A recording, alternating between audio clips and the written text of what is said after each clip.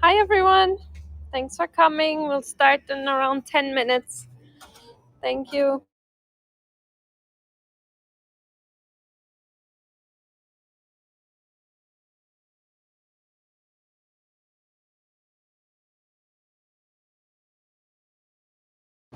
Hi Victoria, how are you? Hi, I'm well, thank you. How are you doing? Great, thank you. Looking at fireflies in the backyard. It's The so kids. beautiful. Yeah, I'm so I'm looking at small surprised. dogs. I really didn't think we would have them here in Brooklyn, but we have them. So, hi Jamie.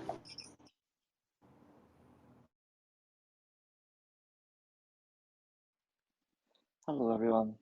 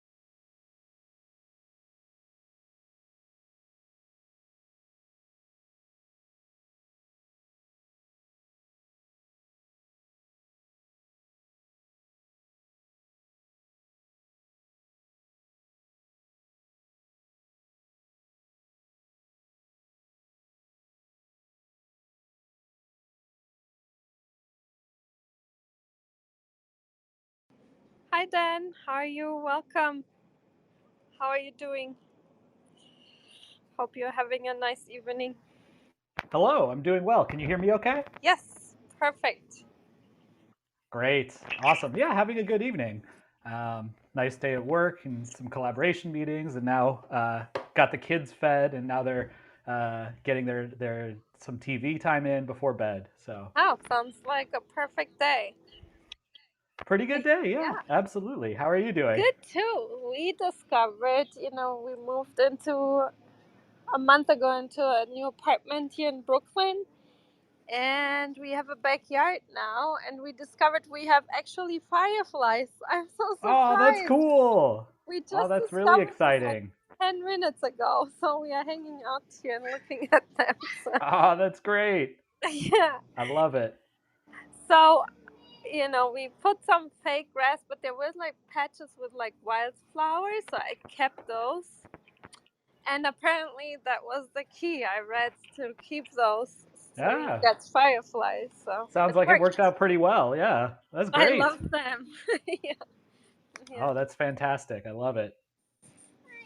We when we for my postdoc I was at Stony Brook, and we lived really by a like behind the backyard was like a nature preserve, and there were these fields of wildflowers. They were like taller. They would grow taller than a person, with like sunflowers, wild ones, and stuff. And you had this field full of fireflies in the evening. It Oh, was nice. so pretty. Oh, that And sounds amazing. yeah, and I'm so happy that we have them back. So Oh, that's great. That's great. anyway, sorry. No, that's great. Fantastic. Yeah. Um, yeah, so I'm glad you had a good day. How are you, Victoria and Jamie?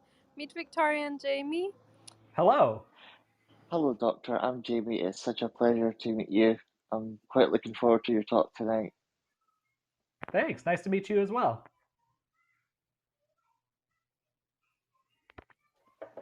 And Oh, that does yeah. sound like you've had a very good day. And what a better way to end it than to talk about science, yeah? Right? Yeah, I always love talking about science. It's the best. It really is. It really, really is. Hi, Frank. How are you today? Meet Frank. He's joining us here too. Hello. Hi, Dan. Hi, Katerina. It's looking forward to this discussion. Very exciting. Yeah. Thanks, Dan, for coming. You And you looking you forward. sound a little bit like you were in the Matrix, or is it maybe just from me? Because if No, I heard it as uh, well. Yeah. Yeah, I'm hearing it too. Yeah, yeah.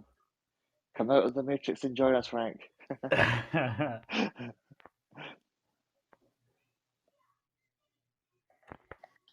How do I sound? Yeah. perfect.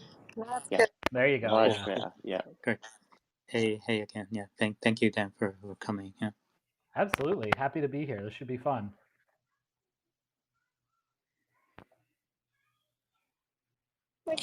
We'll start in around 4 minutes, everyone. Thank you for coming. Yeah, it will be an exciting talk. So, then, I know last time I was like Frank, I just couldn't fix it in the Matrix. So just to let you know the flow, if you didn't hear last time, uh, I'll introduce you in a few minutes, and then Victoria will ask you a couple of questions, like more general questions, and then if you want to start with your talk after that, and then would be like questions about your research. Is that okay? Yeah, absolutely. Sounds great. You say that now. Yeah.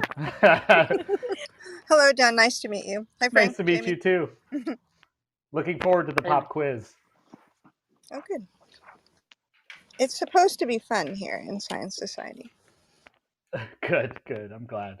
Should be a good time.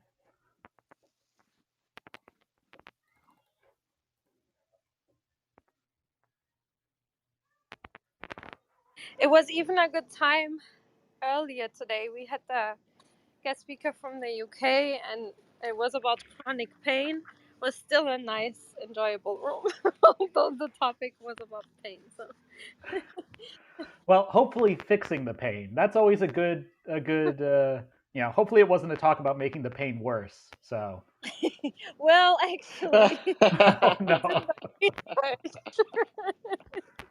It's in the funny you, research. It funny you say made it that. worse. Yeah, fair.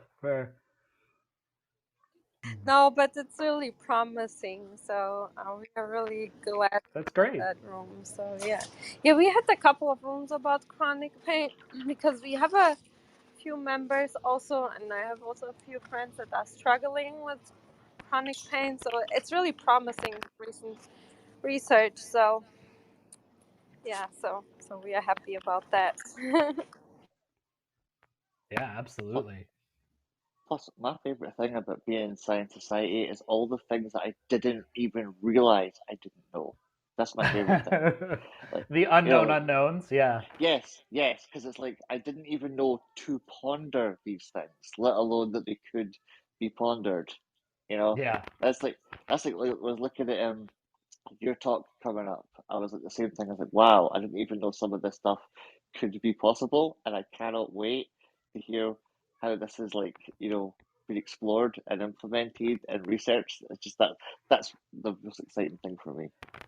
I mean, same here, right? A lot of the things I'm going to show today, we've learned over the last couple of years and taken lots of inspiration from what other people have done. I don't come from like a 3D printing background, and so it's kind of a field we've moved into. I'll talk about this a little bit, but really I work on nanomaterials, and so about 3 or 4 years ago, we were like, oh, could this be useful for 3D printing? And the same thing, right? To see what people have done, to see what people were thinking about was just like a 6 month to almost a year and a half journey of like, oh my God, so much cool stuff, so much interesting stuff.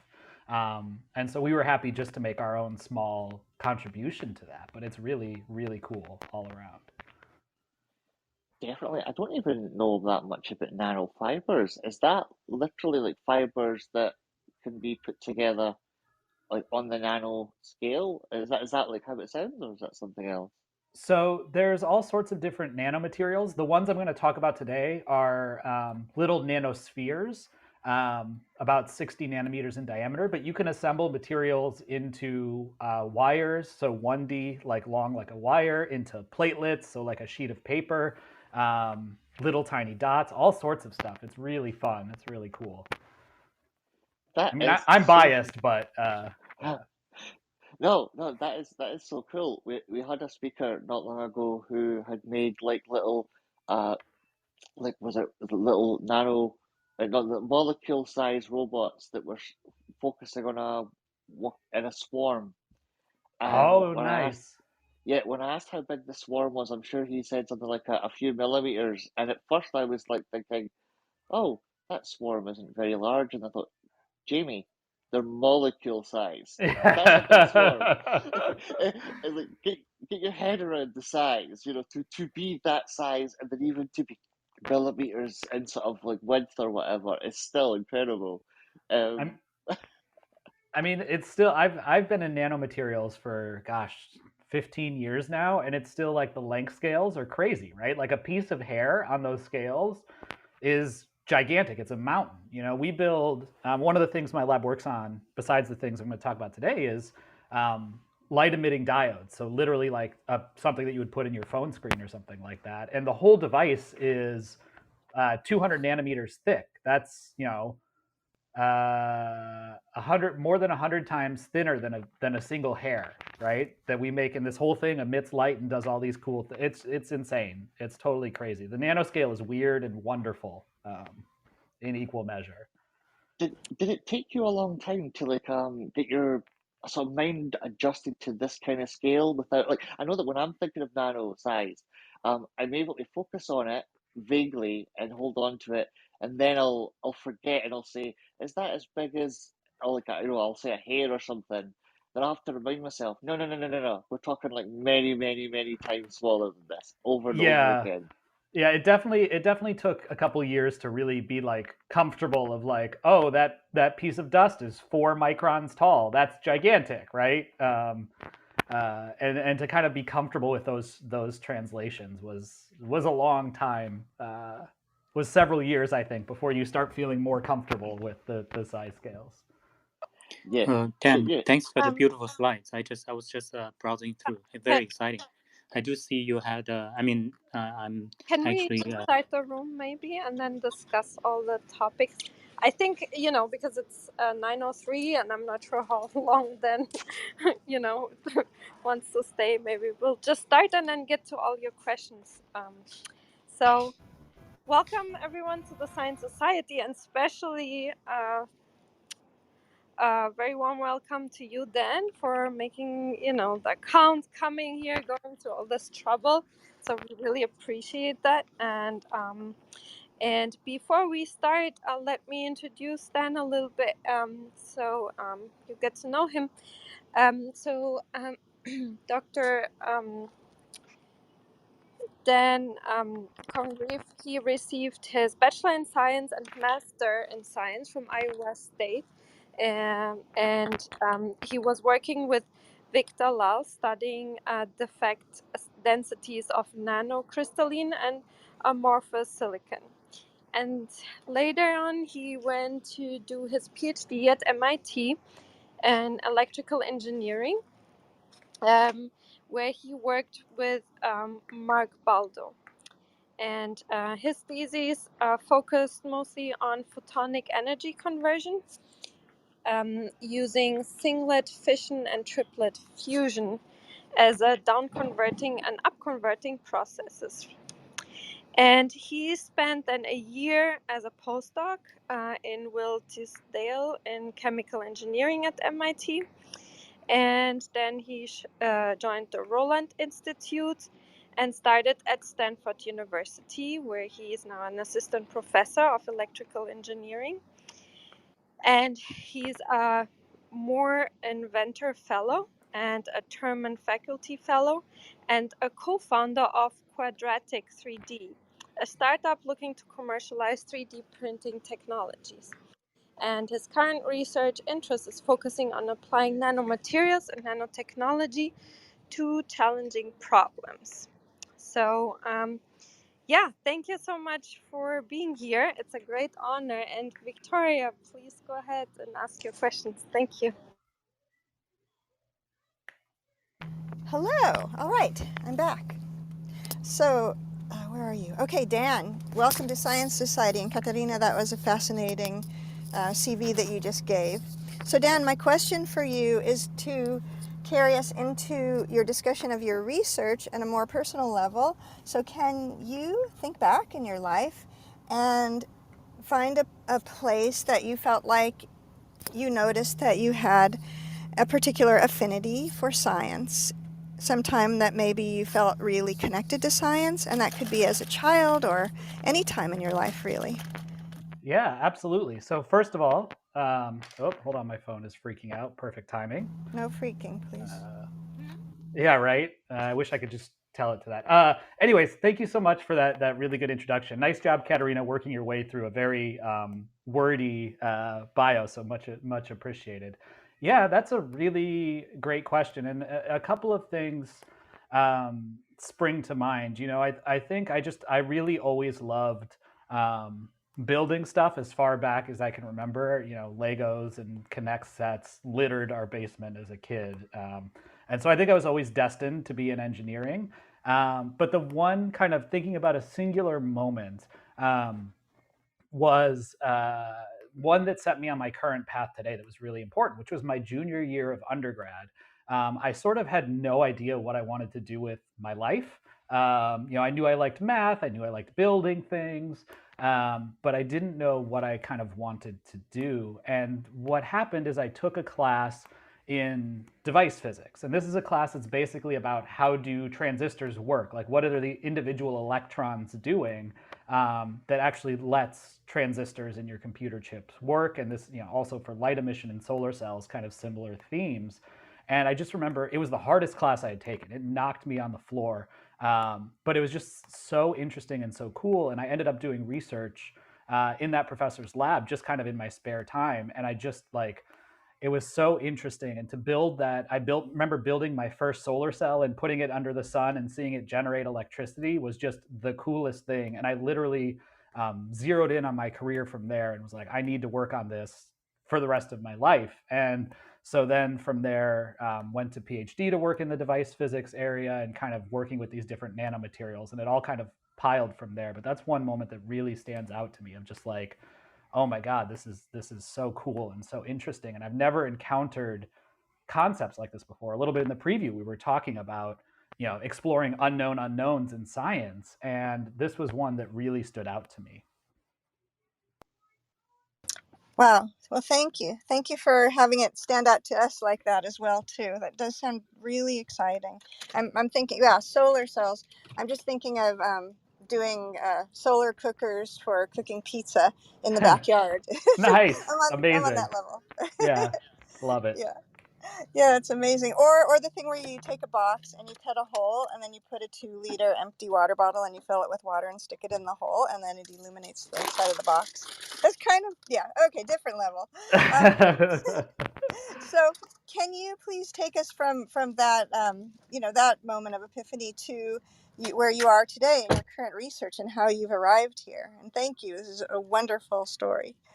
Yeah, absolutely. So in that same lab, I actually ended up getting my master's as well, doing research on that. And the in my bio, the defect densities of different kinds of silicon is basically figuring out how to make better solar cells. Is what that really means. Is understanding why solar cells, why the materials are not doing well, and helping to figure out a way to help them do better. And I really liked that topic. And so when I went to do my PhD.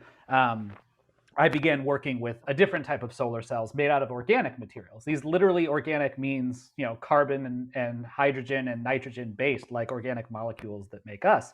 And it turns out if you structure those really well, inspired by, you know, photosynthesis and stuff like that, you can actually make really good, really well performing solar cells. And so I started working on my PhD studying those materials and trying to make better versions of those materials.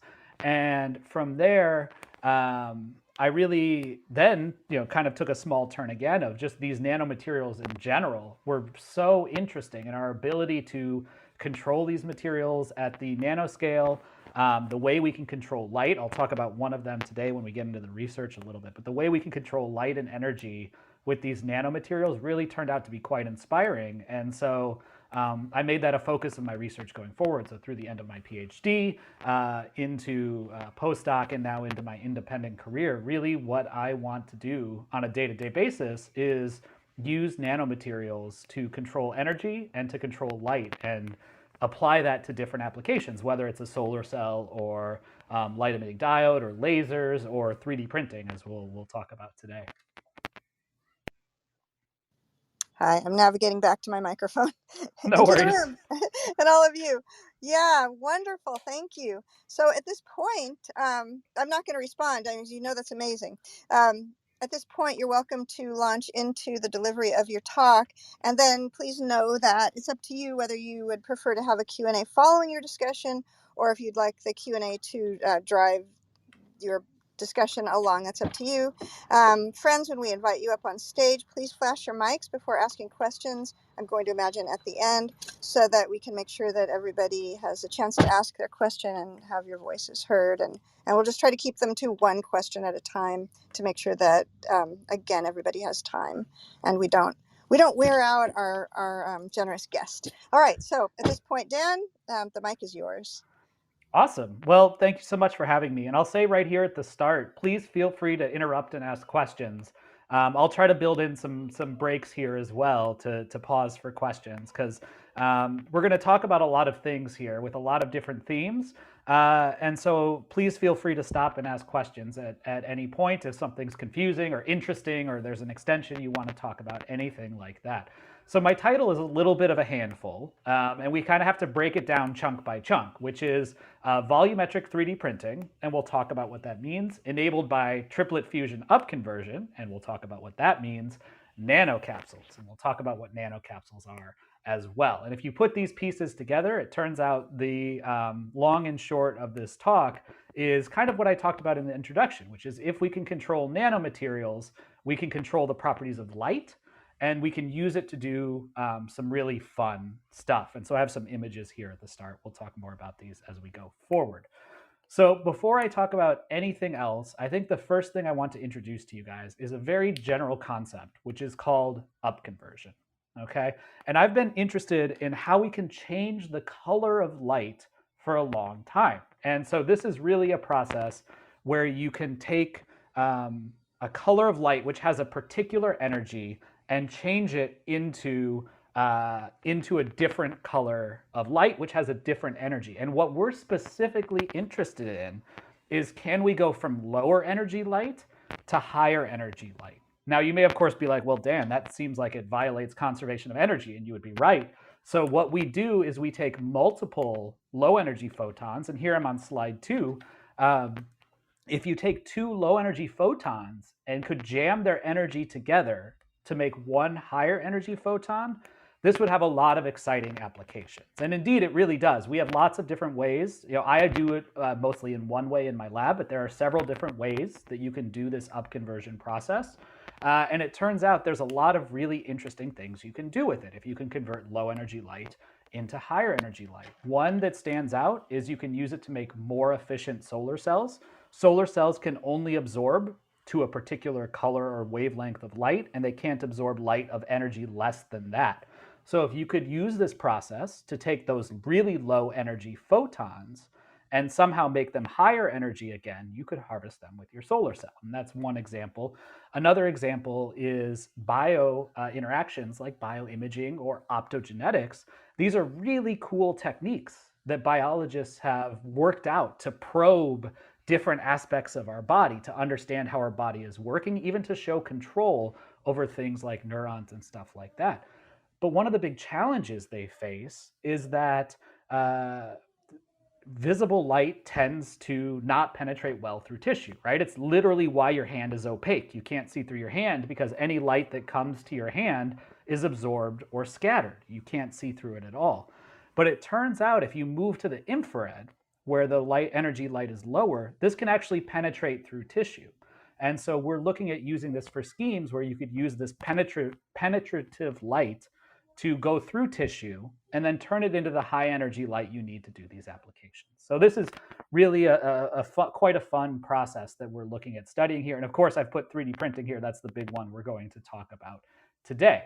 So the big thing for upconversion here as a process is 2 low energy photons in, 1 higher energy photon out. And if we look at what's been done with this process, this is a process that's been pretty well understood over the last several years, really last couple of decades of looking at these different processes, understanding the materials you need, understanding the parameters that you need, all of these different things.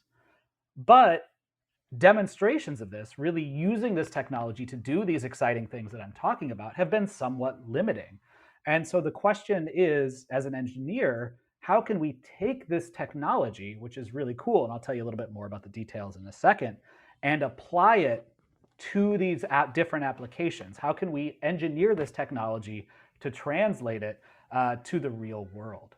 And so the big challenge that we're facing, and now you're at the big red slide that says the challenge in bold letters, is that active materials tend to absorb or scatter the light that they need. And so I've already given you one example of the biological materials, which will scatter light before it gets to the point that you want. But I can give you a second example. And this brings us now to 3D printing, okay? And of course, 3D printing is the process of creating a shape in 3 dimensions in its most general form. And hopefully a lot of us have had experience with a 3D printer out in the world. You know, there's really great companies all over the world making really great 3D printers. And what it comes down to is what you're interested in is if you look at how that 3D printer is working, if you look at how it's operating, almost always, it's actually not a 3D printer, it's a 2D printer over and over again. So this printer will print some form of a layer, and depending on the technology, it'll lift it up, resin will flow underneath, and it'll print a second layer, lift it up, resin flows underneath, print a third layer, lift it up, resin flows underneath, print a fourth layer, and on through this process. And if you do that 1,000 times, you have a 3D printer, right? And this is something that's really interesting to me because in some ways, that's a very complicated way of doing 3D printing, right? You're asking a lot of the mechanics of the system to pick up and put down over and over again and be perfectly aligned and all of these things. And you're asking a lot of the chemistry of the system because you need that resin to flow perfectly in, set up to a perfectly fine layer with a really clean interface, and then be able to print it over and over again. And I think if we think back to maybe a more high-level idea of what a 3D printer could be, what we really would love to do is to take just a static resin vat that doesn't move. And here I want you to picture in your heads a cup of Jell-O. Okay, just a Jell-O cup, clear Jell-O if you prefer, that can just sit there quietly. Now, what if we could just somehow scan a laser around and pattern it in 3 dimensions? Wouldn't that be great? You wouldn't need to do all this complicated mechanical systems. You wouldn't need all this complicated resin flowing, anything like that. It would just be great to pattern it in 3 dimensions. But it turns out that's really hard to do, okay? So, and here I give you a challenge. This is a little bit anticlimactic because I just save my slides as a PowerPoint, so I don't get to make things appear as I'm talking, but that's okay. If I challenged you to cause a spot in the middle of a resin to polymerize, what would you do? It turns out this is really hard, and I'm on slide 5 now. If I said, hey, if you shine blue light on this resin, it will harden and make a plastic, right? It'll go from a liquid to a solid on this Jell-O, right? So all you have to do is shine blue light where you want the part to cure, and you have a 3D printer. But it turns out it's actually really hard to get that blue light to the middle of the vat because you need an entrance pathway and you need an exit pathway, right? So if you look at this picture I have in the middle of slide 5, I'm trying to focus that blue light to a point in the middle. But what's happening is you have blue light all the way in and all the way out. So instead of printing a little dot in the middle of that Jell-O vat, that vat of Jell-O that's in your head, you've actually printed this kind of bow tie structure, right? And so that ultimately means your prints are really, really bad. And you're never able to print a 3D print. And so this is why these companies have gone through all of this trouble to engineer these really amazing systems to do this because they don't have a way to print in the middle of a resin vat, okay? And of course, because I'm talking about this and using it, this is the introduction, and also you're looking at slide 5 with me, what I want to tell you is using this upconversion process, we can. And here we want to take advantage of a unique property of this upconversion process. I'm not going to go into this too deeply, so if you're not with me on this, just hang tight and we'll get to the cool pictures of stuff in just a second. But basically, this system has a quadratic relation to the input light, meaning that the output light that you get is proportional to the input light squared, okay? And what that means is that the more focused your light is, you get extra bonus light out. And so if we focus a laser light down, and here I've focused down a red laser beam that doesn't affect the jello in any way. The red laser just passes through it and it's super boring. But at the point where it's most concentrated, where there's the most light intensity, right at that focal point of the laser, you see a little blue dot. And that's because that little blue dot, there's enough energy to do this process efficiently. But you can see on the way in, just red. On the way out, just red.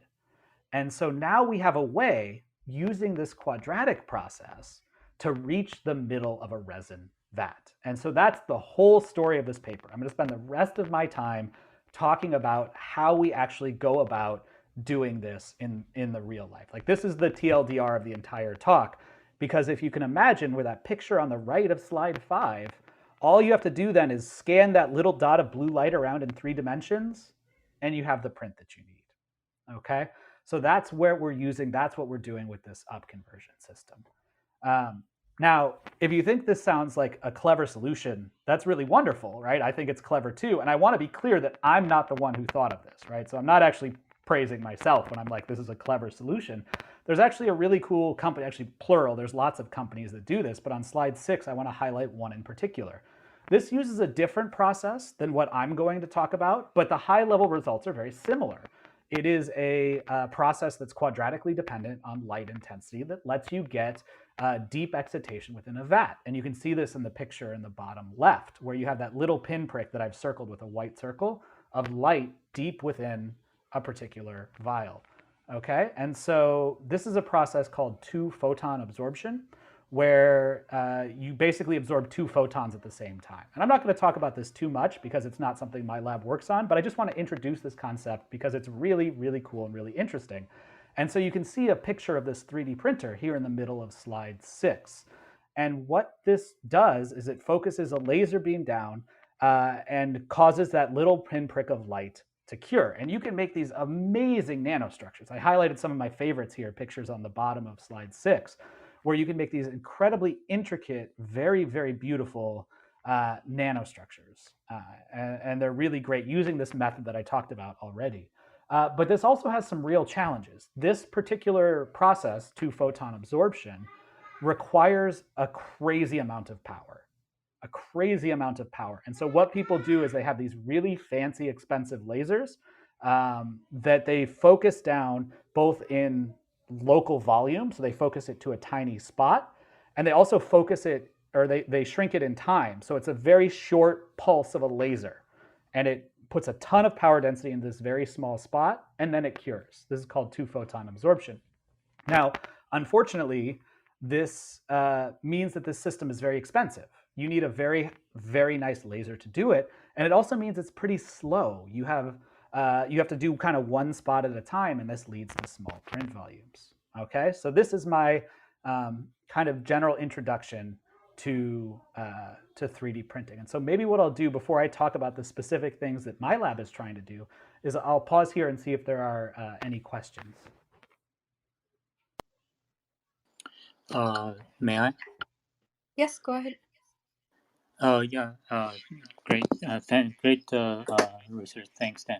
So I worked with 3D printing for regular type of 3D print, but I'm definitely aware of the nanoscript that you shared. So it's very exciting to hear. I know the price tag is it's astronomical. Yeah. So I'm actually been thinking of possibly, the breakthrough must be from the material side, especially nano. So yeah, looking forward to that. And just quick question.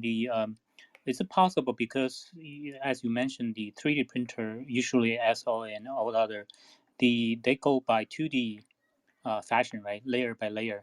So how important is, maybe you dive into later, but how is it important to have a inside volume to print? Is it, and can that requirement to be relaxed a little bit, just printing very shallow on the surface, so that also that I know that Nanoscribe, that the price tag comes with the laser, because the two photon, the cross section is very small, so that imagining with a material invention, you can just use a regular laser, and the rest provided by the material. That's right. So that's exactly the goal that we have, is to use a much less expensive laser, as I'll show in a second. I'll show why we can do it that way. So you've hit the nail on the head. You're almost an audience plant for heading into the next section. So that's you're exactly right. That's much appreciated. Yeah, that's exactly where we're headed. So similarly, are the quantum yields of the systems that you're using markedly higher than the quantum yields of the two photon processes that the others use? Yeah, so the key for us is actually not in the quantum yields necessarily so much as the absorption. And we'll show this in just a minute. But basically, we're going to use a process that allows us to absorb light at a much, much higher rate. So the reason this two-photon absorption, it takes so much power density, is that because you're going through a virtual state, you need to absorb two photons at the same time. We're not doing that, so we can absorb the light much, much more efficiently. And then it's pretty easy to we know how to manipulate the molecules to turn it into that higher energy light to go. So really, we get an absorption boost by doing this process, and that is where the key sort of enabling feature comes from. Great question.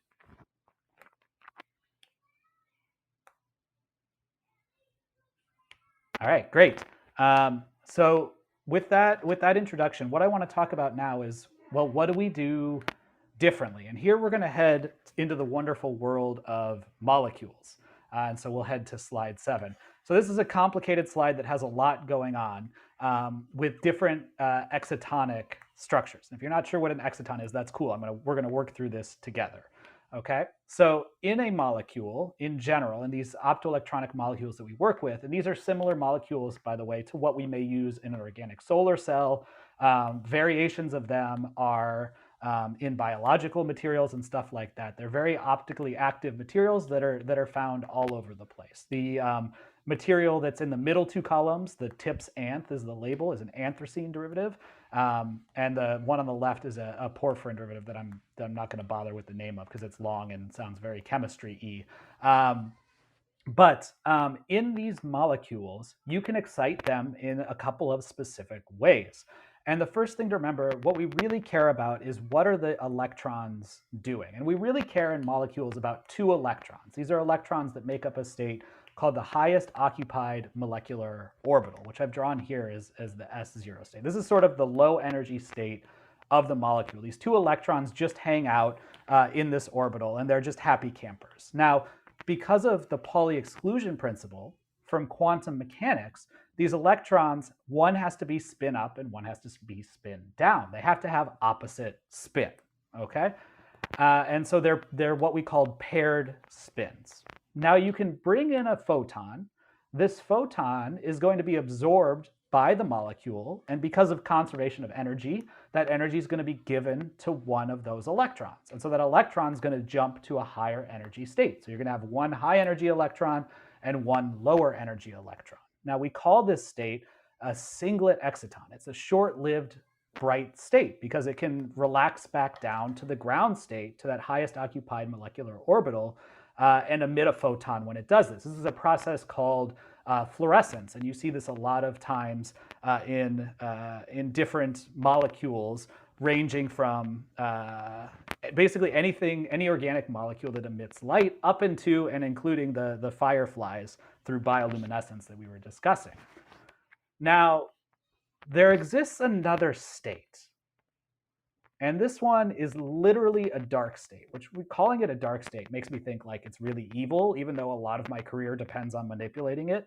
And these are states where the spin is unpaired. It is perfectly valid to give these molecules 2 electrons of the same spin, both spin up or both spin down. Now, it turns out when you do this, that high energy electron can't come back down to the ground state anymore. It just kind of hangs out, because if it came back down, you would have 2 electrons of the same spin in a single state. And this violates something called the Pauli exclusion principle in quantum mechanics. So this state doesn't really do anything, this triplet state. It just hangs out and causes trouble. And so in traditional organic electronics, like organic solar cells or organic light emitting diodes, these states are hugely problematic because they just cause all sorts of bad stuff to happen. And in fact, one of the huge breakthroughs in OLED technology, this is a little bit of a tangent, but it's really interesting in my opinion, is figuring out from a molecular level how to actually turn these triplet states into emissive states. How to get light out of these triplet states was a really important breakthrough in OLED technology just about 20 years ago, around the turn of the millennium. This is a really important finding, how to use these triplets effectively. But for our uses here, they have kind of a cool silver lining. And these triplet states are low in energy.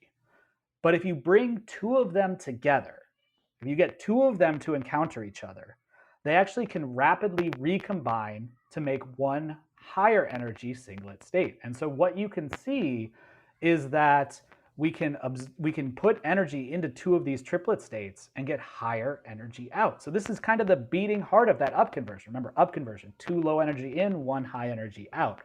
This is what we're doing.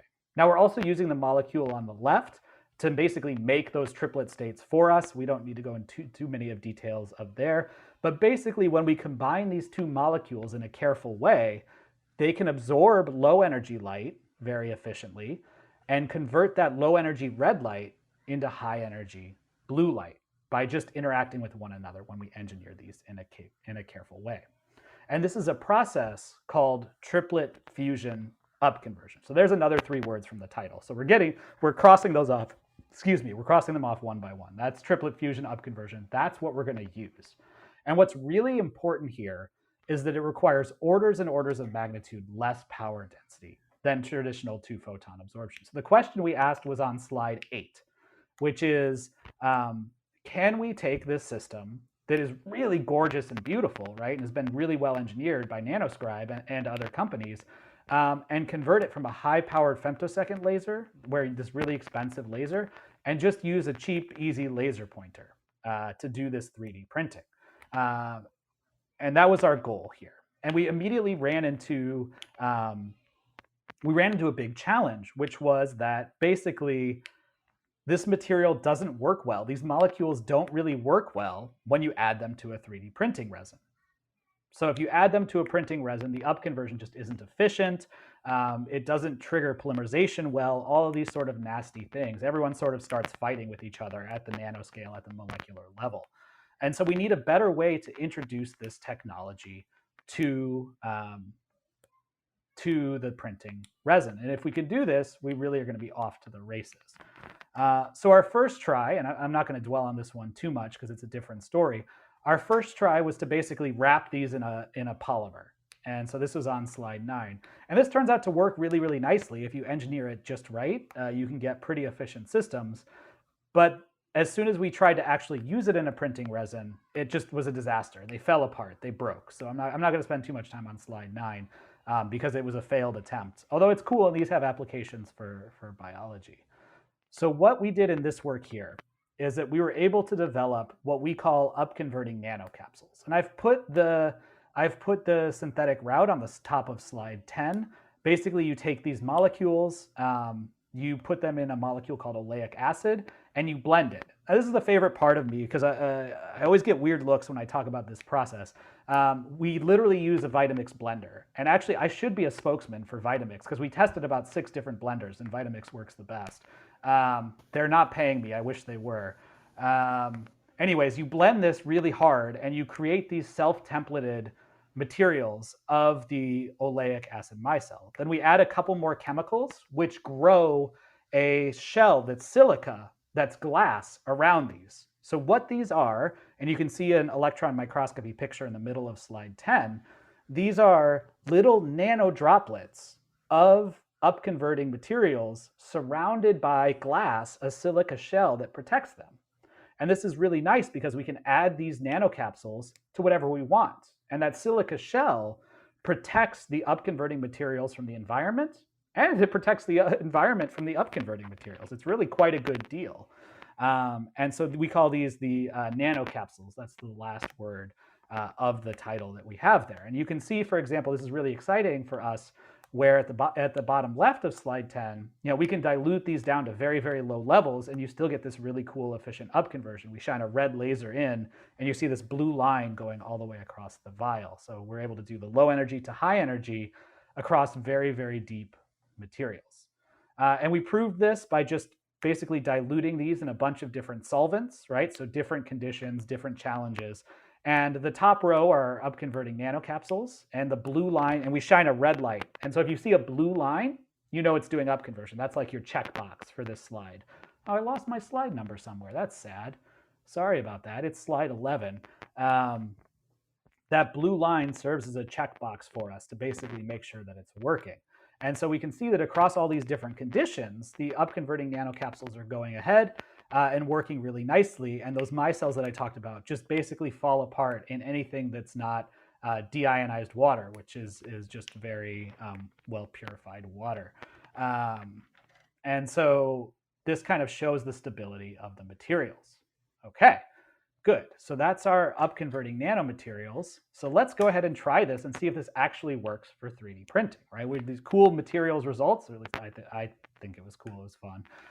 But we really want to see if this can work for printing. And so the scheme to do this is on slide 12. If I've lost my numbers, I'm going to lose track, but we're going to do the best we can. Basically, we're going to do what we did in that very first introductory slide. We're going to shine red light into our resin. The red light by itself doesn't do anything. It just passes quietly through. But now we can add these nanomaterials to the resin. These nanomaterials absorb the red light, through this triplet fusion process, convert the red light to blue light, and that blue light then triggers the photoinitiation of the resin. So anywhere you see that little blue dot in that picture, it's going to cause the resin to cure. And then we can move that in 3 dimensions and get ourselves a 3D print. We had to do some more tweaks. I'm not going to worry too much about this on slide 13, where we had to just play with our molecules and do some engineering. I'm happy to talk further about this, but I think in the interest of time and keeping this at a high level, we won't talk too much about this, other than that we were careful to engineer this quadratic performance of the molecules. All right, so let's build ourselves a resin. And here we are on slide 14. So at the bottom, we have sort of 4 of the, standard boring-ish components of the resin. They're not really boring, they're actually super important, but they are not optoelectronically active. So we have a monomer. This is the thing that we're going to turn from a single molecule into a polymer, and that's going to be making our plastic. So that's what's going to turn into these long chains. We have acrylic acid, which is just what we use to make the nanomaterials nice and soluble and introduce them to the resin. We also added a material that stops the polymerization process. And you may be like, Dan, you're 3D printing. Why would you want to stop the printing process? That seems insane. And the reason for that is if you start a polymerization process, it will actually keep going on and on and on and on until something happens to stop it. And we only want it to polymerize a little bit. We only want it to polymerize where we've put the light in. So we add a material that basically says, hang on, you've polymerized enough. You need to stop now. And that's this inhibitor that we've put here. And finally, we added a material to increase the resin viscosity. Thanks, buddy. My 2-year-old son just brought me dessert, so very kind of him. Anyways, we added a material to basically make the resin really viscous. So when I put that idea of a Jell-O cup into your head, I wasn't kidding. We made the material about as viscous as Jell-O. And the reason to do that is because we want to support the print as it's printing, okay? And so then on the top of the slide, I've shown the optoelectronically active materials. Our upconverting nanocapsules are in the left on a blue box. They absorb the red light and they emit blue. That's great. That's what we want them to do. And then we use this photoinitiator called evosarin. This absorbs the blue light and starts the initiation process. And then we have an absorber or a light blocker. This is a molecule, this Sudan1 in red, that does basically the same thing from an optical perspective that the inhibitor did from a chemical perspective. It keeps the light from traveling too far. If the light just traveled throughout the cuvette, you would just cure the whole cuvette. You would lose your selectivity and your resolution. All right, so we put all these things together. We figure out how to make this resin, and we head into the lab. And so this is on slide 15. We start doing some 3D printing. The picture on the left is our home-built 3D printer. This is a FDM printer. We basically ripped the print head off of and installed a laser line on the head. So those arms can actually move that big objective in 3 dimensions. So that yellow line coming in is a fiber coupled laser that we shine through that optical line, and it makes a focal point in the resin. This middle part is a video. I'm realizing saving it as a PDF means I don't get to show you the video, but I would be happy to share it with anyone who'd like to see it afterwards. Basically, you can imagine scanning that blue light in 3 dimensions. And on the right, we have a cute little boat. It was great. Actually, this boat took us a lot of time and a lot of effort to work out, but we see a fairly reproducible set of features. We print this in about 2 hours, which for a single voxel excitation, we're pretty happy with. And importantly for us, this was printed without any type of support structures. So this boat was just printed and it came out of the resin looking like this, full stop. So this is kind of a nice proof of concept for us that this printing process works.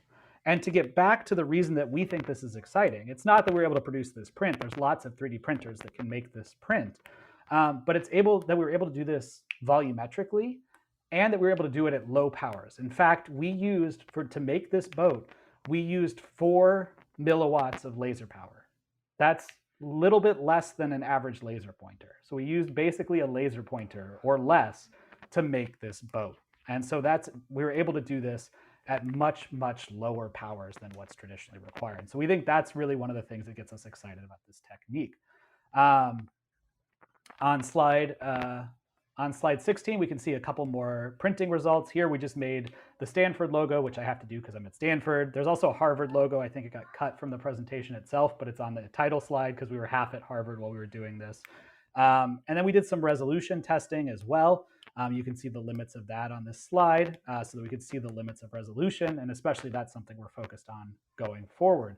And so we're really able to develop this technology, and we're really excited now to sort of turn towards what it's capable of. You know, this is just really, I want to say this is an effort we did to really just start to work out these challenges. We just started engaging with what this is capable of, what it can do, how it can manipulate these materials. And so what we're really doing in my lab now is really seeing what we can do now that we know that it works. What can we do in terms of different materials?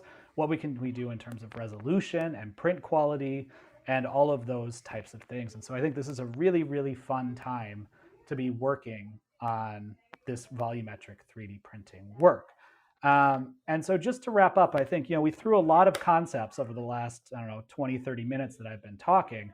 And the big thing I want you guys to walk away with more than anything else is that if we can control materials at the nanoscale, and we're getting we here being science now, not me specifically, we're getting increasingly good at controlling these materials at the nanoscale. It gives us a lot of opportunities to do things that are really fun and really exciting. And I think we've really just started to scratch the surface of what these materials can do. And so with that, I want to give some acknowledgments. The Gordon and Betty Moore Foundation, who funded this work, Stanford and Harvard, where I did it, the Harvard Physical Sciences Accelerator. As mentioned at the start, some of this technology has led to the startup Quadratic 3D. And then my entire lab reproduced here in Lego form. But I especially want to highlight Tracy on the left, and then Sam Sanders, who is in the bottom left and didn't get Lego representation, sadly, who were the 2 postdocs who led this work. They're the co-first authors on this paper. And so with that, I just want to stop there and leave plenty of time for questions that people may have, maybe on these results specifically, nanomaterials more generally, anything that's on your guys' mind. Thank you so much for this amazing presentation and for this very cool new technology. It's really cool. Yeah, I want to open up for questions, and whoever, yeah, I see Frank unmuted before, then Shane, then JP, and Victoria has a question. Eli, okay, everyone has questions. Thank you, Oh Debbie. no, Great. I was Awesome. I just love it. applauding. I was just applauding. Okay, thank you. Thank you. Okay. And you have a question, Katarina, of course. Yeah, like, yeah, okay, let me start that. So can you basically print at like any complexity with this technology? Is there a limit to the complexity, and is the limit more on the computing side or on the on the hardware side? Yeah, the answer is both. The thing I really like about this technology is that from a theoretical perspective, it opens up a lot more print shapes, print gamuts, really things that are hard to do traditionally, things like overhangs and difficult angles and thin walls. They are, in principle, easier to do in this volumetric style because you don't have the same forces applied to your part as you are printing it, right? Now, of course, we are nowhere near there yet, right? I'm very proud of this little boat, as I said on slide 15. But if you look carefully, you'll see that some parts are reproduced reasonably well, but it's not a one-for-one replication. And the answer for that lies on both the material side and the software side. So the big challenge here from a material side is that the resolution of these materials is not great yet. We have to engineer these materials to have higher printing resolution. And that's one of the main things my lab's focused on now, so that you can really get that light confined to a very, very small space. And so that is more of a hardware or materials answer. The second piece of this is that we need more intelligent software. And that's another thing that we're working on, right? If you look at the picture of a voxel, of an individually cured voxel, for example, oh God, my not slide number is going to kill me. But I can scroll way back up to slide 5, right, where we introduce this. That blue light is somewhat tall, right? Depending on how you engineer the optics of the system, that's anywhere from 200 to 500 microns tall. And so what that means is it's kind of like trying to print with a grain of rice. It's a little bit too tall. And you can account for that in the software. You can basically say, I know I'm going to be printing in this style, and so I'm going to adjust how I handle my printing parameters to account for that. And that's something we're working on as well. We think that that's going to add a lot of sort of true to form nature to this parts as well. But that's something we did not do here in this initial version that we're very much focused on now in the follow-up, now that we have convinced ourselves that this technology can work. So that's absolutely something that's on our to-do list, both hardware and software. Yeah, thank you so much. I was just thinking of, projecting a hologram type of thing, and then, I don't know, copy paste maybe. Oh, so that's the other fun part, right? Is here we've done it basically one voxel at a time. But what we're trying to do now as a lab is try to do it to project. We're not quite doing holograms, but we're doing 2D images at a time, plane at a time. And that can give you really fast speed increases. It introduces a lot of challenges as well, really fun challenges that we're excited to tackle. But trying to get that sort of speed increase from doing something like that, from exciting many spots at the same time, is absolutely something that we are working on. Oh, So is that in a light sheet microscopy arrangement? Yeah, exactly. So we're coupling. What we're doing is we're coupling a digital micromirror device into a microscope, and then having the image at the focal plane. We don't have a separate light sheet at the focal plane. No, we're coupling the image of the light sheet into the microscope, or the image of the DMD generated. Got it. Thank you. I think, Frank, you had a question next. Oh yes, I have tons of questions, but I guess I was refraining myself. One question that I have is on the slides number Uh-huh. 14, the the materials. Almost. I mean, the number one question for me is the precision, right? So how I understand that you're right now only a demo of concept, but given the setup, there's huge potential. But at this point, the process needs a so, what is the limiting factor for precision right now? Is it the so there you have a stopping agent? Is it somehow you prepare the your uh, uh, what do you call it, the resins or yeah? So yeah, I guess it has to be 100 times larger than the particle size, right? So I mean, just a rough estimate. What would be a precise estimate of what's the limiting factor So right now? As you see, maybe in yeah, a year. absolutely. The limiting factor right now is the photoinitiator. So this is the chart on the top right. The light as a function of wavelength that our capsules emit is the blue dashed line. That's the bromo tips. That's the light that comes out of the nanocapsules. And what we've put in the green line is the absorption profile of the photoinitiator. And so it actually only absorbs a little bit of the light. And what that means is when our little nanocapsules, think of it as like a tiny little nanoscale light bulb, when that's emitting light, that light is traveling a long ways through the resin before it's absorbed by the photoinitiator. And so it's that process, that sort of blue light traveling for 10, 15, 20, 50 microns before it's absorbed. That's what's limiting our resolution. So that's a big focus of our current work, is improving that step, finding, are there better photoinitiators that work? Are there better upconversion systems that could work? How do we build that coupling so that it's more efficient, right? How do we get that photoinitiator to work better with these materials? That's a major focus of our ongoing work. From a fundamental perspective, I think you hinted at it, which is, what is the fundamental size limitation of this type of process? Well, what you want to do is, obviously you can never go smaller than the distance between two nanocapsules, right? As these nanocapsules are sort of light bulbs, that's sort of the minimum resolution. And in fact, you're usually quite a bit bigger. So I think this technology will work really well down to about single digit microns or so. And then below that, that's kind of the area where you start getting like countable numbers of nanocrystals per voxel. And below that, I think you would start to run into heterogeneous issues, which may cause you challenges. So we're trying to push this down, the resolution. We're somewhere between 50 and 100 microns, depending on the print modality at this point. We're trying to push it down to maybe 5, 10 microns, and maybe even squeeze a little bit further down. But this won't be, with this nano encapsulation technique, this won't be like a nanoscale technique where you're getting a 300 nanometer resolution. It probably is going to putter out in the mid microns, mid single digit microns. Given the cost down, I mean, this is already amazing. I mean, to the micron level.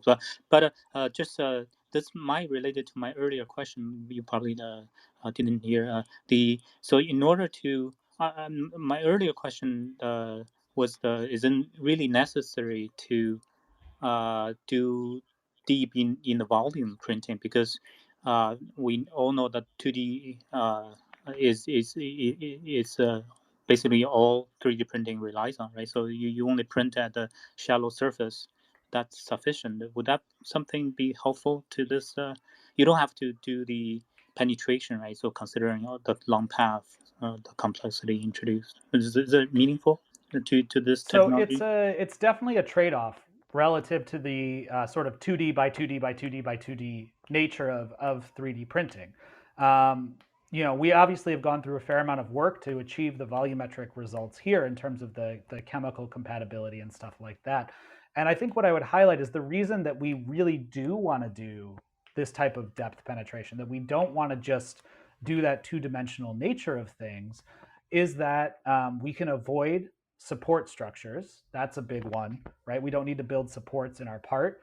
This greatly simplifies the mechanical complexity of the part. We have a fairly simple printer here, and it's actually getting easier as we keep refining it. And it also simplifies the chemistry of the part. You don't need that resin to flow and set up in the same way that you may with a 2D layer by layer nature. So I think if you talk about what's going to be happening 5 to 10 years from now, I don't think, even a volumetric technology, and there's a couple different ways to do volumetric printing, all of them which are very cool. I don't think volumetric printing may necessarily completely take over and just be the only type of printing. I think each one has their strengths and weaknesses that can be applied depending on the challenge that you're trying to face. And so there are applications where I think this is absolutely a really important thing to try, and there are applications where maybe the sort of the SLA, your standard SLA printer, is going to do much better, and it's just going to depend on the particulars of the case. Absolutely.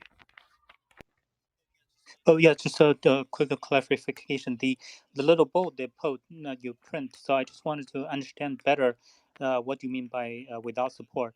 That the density changes, right? So you have to kind of have the boat standing on some surface platform. No. So we have engineered our resin to be viscous enough that the part doesn't sink while it's printing, not to an appreciable level. So that's actually why we add on slide 14 the Aerosil 200. It makes the resin really, really viscous, such that the part doesn't really sink. It just kind of stays free floating in the resin. Oh, I see. So this is almost like SLS, if the sintering like powders, right? So the powder itself provides the support. Yeah, right? in that way, this kind is of, yeah, right. It's self-supporting throughout the process. Exactly. interesting, but advantage also comes with influx. Yeah, I can see. I understand now. Yeah, Thank absolutely. you. Yeah. Great question. Great question. Yeah, thank you. Alma, I'm trying to bring you up. I see you raised your hand, but for me it's not working. Maybe you can join back the room, like drop out and come back. Maybe that fixes the issue. Yeah, but we are trying to invite you. Thank you. Eli, Denise, Jamie, you had questions? Please go on. Yeah, so a couple of things. One is on slide 7, the photophysics. You're talking about essentially like the spin up electron being excited from a ground state singlet, and the spin down also being excited to be a spin down electron in the excited singlet state. So in the excited singlet state, the excited electron would be spin up, and the not excited electron would be spin down. They would be spin paired, one spin up, one spin down. Okay. So in other words, the spin down electron gets left where exactly. it started. You have one excited electron and one now that actually forms a quasi-particle called an exciton, which has its own interesting physics, but don't worry about that for now. Okay, well, it's really fun. Yeah, it's really fun. I did a PhD on it. It's really interesting and complicated, but in a really fun way. So the other thing, because I'm actually like one of my many projects at the moment involves down conversion. I'm wondering how, and that's why I asked about quantum yield earlier. How efficient is the up conversion? Yeah, great question. Let me ask. Tell me more about the down conversion for a second. For luminescent photovoltaics. Nice. Okay. Using what material? So it, just out of curiosity. In a whatever convenient clear optical plastic host polymer, but like I was looking at molybdenum chloride, europium. There was an interesting paper on those from UV down to IR, yeah. And I'm looking for a whole range of different conversions to do neat things with. That's fun stuff. You should check out Dan Gamelin's group. He does some really cool work with that type of stuff. I did down conversion actually before I did up conversion with electronic processes, not optical ones. But nonetheless, to get back to your original question, the efficiencies of up conversion here are reasonable but not crazy. So we typically measure for these types of systems under the conditions that we have here, somewhere on the order of like 2 or 3% typically. Now this up conversion process, this triplet fusion process, can get all the way up to about 30 or 35% under particular conditions. But in general, it sort of tends to hang out around 2, 3, 5%, depending on the specific conditions that you have. And so, I mean, are the conditions you're talking about, is that like, total deoxygenation? Yes, or is it something Oxygen different? shuts this process down, so it has to be deoxygenated. That's right. Got it. Okay, thanks. Yeah, I wanted to ask a question that Victoria had in the chat. What is the average cost of the printed object during your experiments? Ooh, the average cost of our printed object. The short answer is I have no idea, right? The slightly longer answer is that none of these chemicals, and really this is a chemical innovation, right? The laser is super cheap. You can, 5 milliwatts you can get from a laser pointer. We don't use a laser pointer. We use one that's a little nicer, but the laser's not bad. This printer itself, we home built it, but all told is, probably something like 5,000. So if you were to mass produce, it would be a lot cheaper. Of these chemicals on slide 14, actually very few of them are very expensive. They're pretty cheap chemicals on the whole. Actually, it turns out the only chemicals that are really fairly expensive are the up conversion materials themselves. But you use them in such small quantities that it's not too painful. So the answer is, in terms of cost, I have no real idea, but I don't think it would be totally insane. We're not using materials that are, thousands and thousands and thousands of dollars per part, right? Some of them are thousands of dollars when we buy them in bulk, but on a per part basis, it's nothing too expensive, hopefully. So, and that's not to really comment intelligently on a commercial viability of this particular printer, but just from the cost of chemicals in the lab. Yeah, thank you. And then Krishna earlier had the question, if this can be used for low light optics camera sensor design. Yeah, that's a fun one. That's a great question. The answer is a resounding maybe, which is really maybe anticlimactic. Certainly, you can use this. If you use a slightly different geometry, you can put this in thin films and excite from the infrared to the visible wavelengths. And that actually works quite well. And we have some projects doing that in our lab. The downside, or the challenge there, and the reason I say maybe and not like yes with 2 exclamation points, is that this process is really only efficient at the excitation wavelengths where like a silicon CCD already absorb.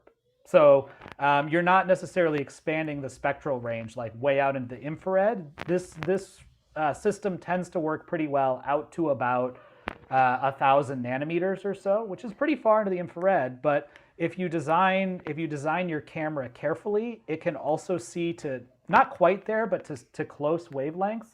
And so we're actively working to push that further into the infrared, right? If you could start seeing 1,100 or 1,200 nanometers with this technique, that would start to get really exciting really fast. And so that's another thing we're trying in the lab.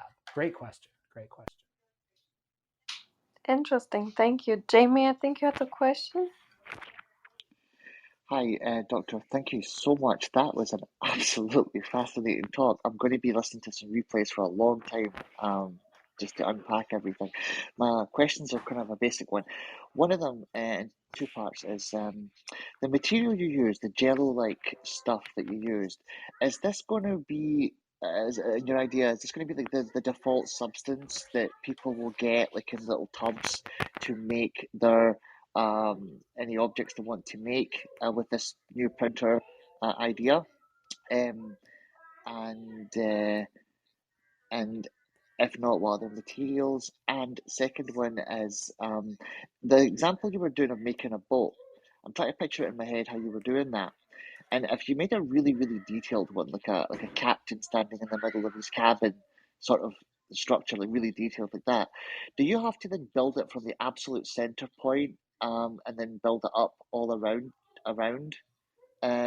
or are you creating like the floor, then then the walls and stuff like that? Thank you. Yeah, two really good questions.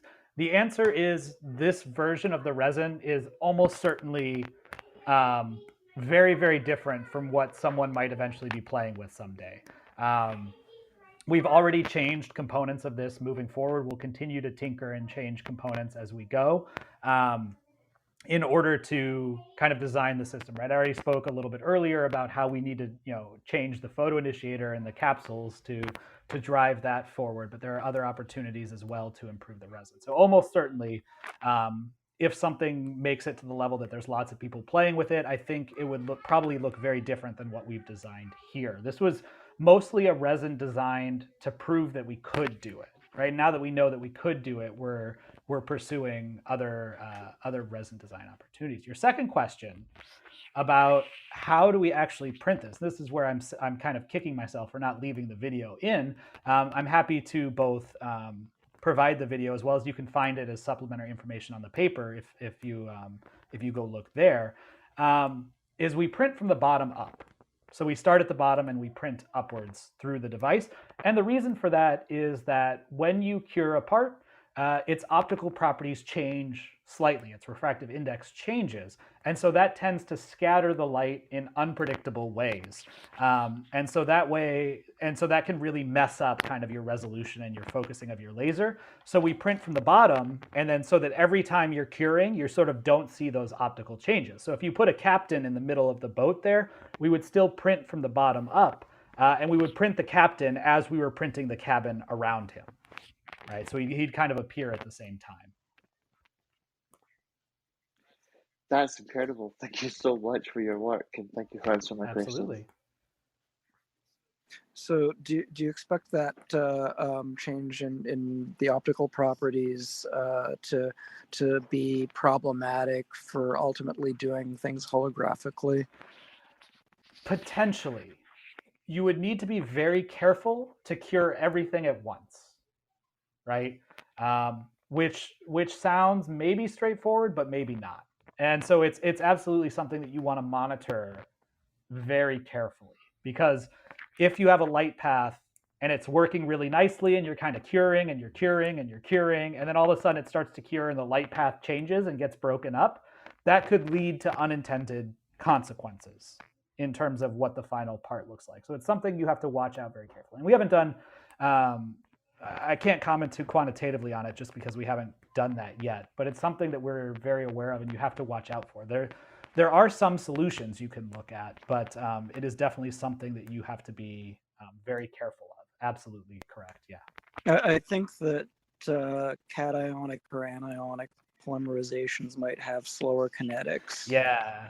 And that might be an and approach. that yeah, where you could potentially do something that's slow. Yeah, exactly. Dennis, did you have a question? And then I want to be respectful of your time. So is it okay to give Dennis the opportunity to ask one more question and then? Yeah, and then absolutely. Probably needs your time back. Yeah, no worries. I have to duck out about 7:15 Pacific time because that's bedtime. So got some books to read and fun stuff like that. But yeah, absolutely time for a couple more questions if they're there. Yeah, sure. Thank you. Bedtime for the kids, to be clear, not for me yet. In case that wasn't clear. And yeah, say thanks to your kid to keep you keep your blood sugar high. So yeah, he's good to me. He's good to me. Yeah. That's so cute. Thanks. I must say thank you very much for an interesting presentation. It's been some time that I've looked at this sort of technology, so it was really fun to hear you describe it, and it came out in your voice. I don't have any questions at this time. Just wanted to say thank you. Thanks. I had a really great time presenting here, so thank you for the opportunity. Thanks for coming and listening. And By the way, I'll say, since I think we're Yeah. working our way towards the end, if any questions come up, please feel free to contact me. Would love to hear from everyone. My email is congreve@stanford.edu, just my last name, CONGREVE at stanford.edu, or you can give me a shout on Twitter. Would be happy to answer questions. My Twitter handle is @dncongreve, so pretty easy stuff to find and to remember. But I'm happy if there's time for maybe 2 more questions, if they're out there. Yeah, great. I mean, I'll definitely follow up with more questions. But for now, just quickly, the of course the quantum part is exciting, but at this point, at this macron level, what is the is the viscosity at this point is these can that be relaxed, or is it in the near future is it possible to have a dilute solutions, and or is it limited by the magnet? It's more intrinsic than that. Well, you need the resin to be self-supporting, or you would have to build in support structures. You need some way, Say basically. I give you know a movable platform to provide the support, yeah, inside the solution, just like a standard setup. So there's given that there's no reason this wouldn't work in more viscous more dilute situations. The upconversion would work just fine. The photo initiation would work just fine. There's no fundamental reason it wouldn't work at lower viscosities. No, you just would have to design it carefully. Got it. Great. So thank you so much, Eli. Did you have any other questions, Eli? I think I've asked you more than my fair share, but thanks. All right, thank you. Dan, yeah, I just wanted to know if you ever made ice cream with your Vitamix. No, our Vitamix is inside of a glove box, so I think we can't get ice cream in there very well. All right, my mom had one of those when I was growing up, and she made the most. Like, she would grind, grain in there and make bread and knead it and make soup in there because it gets so damn hot. And then she made ice cream and this really amazing kind of chocolate pudding. Well, so, now I'm thinking about it. I hope. Don't worry, I'm not going to make ice cream in the lab Vitamix. That violates like 8 different safety rules. Yeah, but we don't judge here, so. And it's going to screw with your experiment. And it's going to screw with the experiments. Well, you never know. There may be a Stanford EH&S rep on the line, so would never ever make ice cream in my Vitamix, I promise. Can you make like Jello balls that are immediately Jello? Like you don't have to wait for gelatination. Oh man, I don't even know. That's an interesting question. Sorry. No worries. Now, here's an interesting point. Cha-ching! Like melanins are, radical or can be radical polymerized, and they would be like food. You could eat them because like things that we eat have melanin in them. So I mean, I have a dream. I have a dream of trying to do this stuff with stuff that you could buy from Whole Foods. You can actually get pretty close. You can extract a lot of compounds from fruit and vegetables and stuff like that actually do these types of things in like at least a little bit. I haven't quite worked out all the details yet, but that's like someday I would love to do a demo of like, here is this same thing that we did in the lab, just with materials from Whole Foods instead. It's a dream. I haven't worked it all the way out yet, but I think it's fun. So it would be an immediate candy machine, in theory. In very much theory, yes. There are food 3D printing that has become a small industry now. So imagine that you can design 3D food shapes. Right? Yeah, I think I saw a chocolate extrusion printer, which was really cool. It made me hungry. So imagination, sky is the limit. Hey, the 15 time mark is coming up. Allow me to squeeze in quickly, maybe a little more. The earlier you mentioned the limiting factor. One of them is the green line on slide number 14, the photo initiator. I'm still a little bit perplexed that so given the resin is off the market, is somehow wavelength is fixed. So you need to design something. So isn't why the Kujinju seems to be an engineering problem to have this green line to shift towards long Yeah, wavelength, no? great question. And the answer is actually if you shift that line too much further, and there's some commercial materials that shift that line. They start to be less common, but they're out there. And we worked with one in particular, and tested a couple in particular. They start tending to absorb little bits of the red light. And so what happens is instead of me having that statement that says the red light does nothing, that statement becomes not true anymore when you do that. And then it becomes the red light cures a little bit in the background, and that makes it very hard to get a well-defined 3D printed part out. It doesn't, it doesn't I see. absorb to the level where it's just like a brick that you make, but it just, your part fidelity is quite poor when that happens, because you get sort of this background curing. And so it's very, it's a little bit tricky. We're getting much better at it now, but it's a little bit tricky to find those photoinitiators that both absorb the blue light and don't do anything at all when you shine red light on it. Yeah, so that's how exciting this project. It's a challenging, solvable problems. Great, congratulations, and thanks again. Yeah, also Yeah, kids. thank you.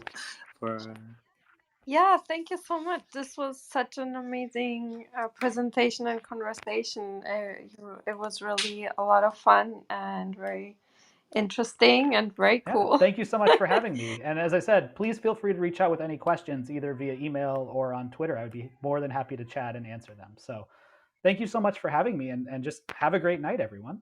Yeah, thanks. And maybe in the future, one day you'll come back and show us a submarine. Oh, I would No, love I'm that. kidding. Well, submarine's a ways off, but we'll see what we can do.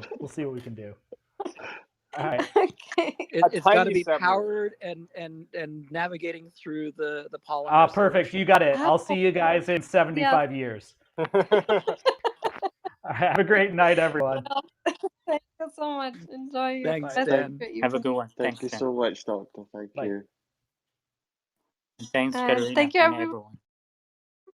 Yeah, thank you. And thanks, everyone, for being here, asking great questions. It was a wonderful conversation. I enjoyed listening to you all a lot. And tomorrow we have at 1 p.m. EST, Dr. Santos. She will talk, she was in James Tour's lab doing this work of light activated antibacterial molecular machines. So it's like tiny robots attacking antibiotic resistant germs. So it will be a really cool room. James Tour is a really famous scientist. Her work was really well published. So yeah, I think it will be a wonderful room. And then starting from tomorrow, I'll be on vacation, but we will still have a few rooms next week, not the regular amount of rooms. So we'll have on Tuesday Dr. Birne talking about gas changes due to fossil fuel burning, that helium levels are rising. And on Wednesday, we'll have Dr. Maldonado talking about food addiction vulnerability through mRNA signatures. And on Thursday, Dr. Rich Spontak will be coming again.